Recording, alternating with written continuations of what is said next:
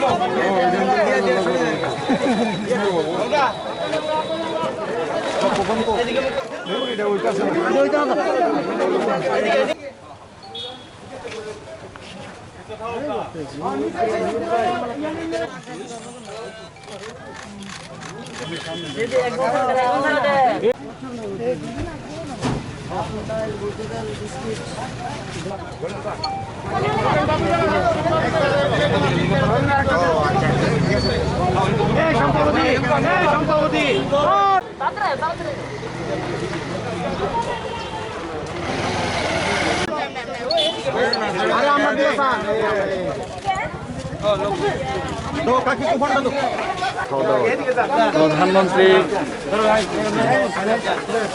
নরেন্দ্র মোদীজি 7 বছর পূর্ণ হলো গত মাসের 30 তারিখ। তো এইবার অর্থাৎ 2.2 গত বছর ছিল, এবার এই 2 বছর হচ্ছে আর কি, 2 বছর পূর্তি হচ্ছে, অর্থাৎ টোটাল 7 বছর পুনর তো আমরা এবার ভারতীয় জনতা পার্টি ঠিক করেছি যে যেহেতু এই করোনা ভাইরাস সমস্ত পৃথিবী তথা ভারতবর্ষে আমরা সবাই আক্রান্ত, তো তাই আমরা অনাড়ম্বর অনুষ্ঠানে এই দিনটি আমরা পালন করব না। আমরা ঠিক করেছি যে এই দিনটিকে আমরা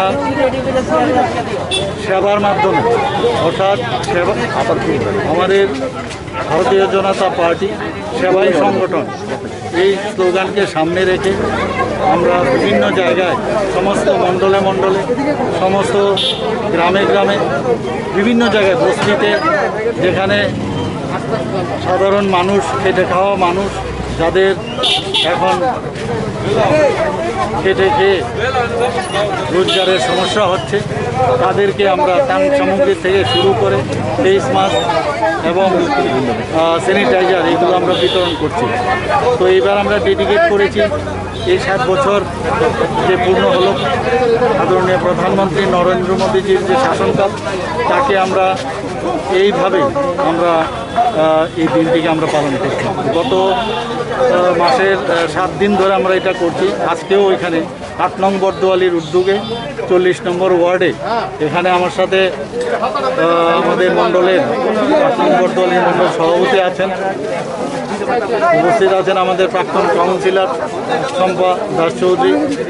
ওনাদের উদ্যোগে আজকে এই ত্রাণ সামগ্রী এখানে দেওয়া হচ্ছে।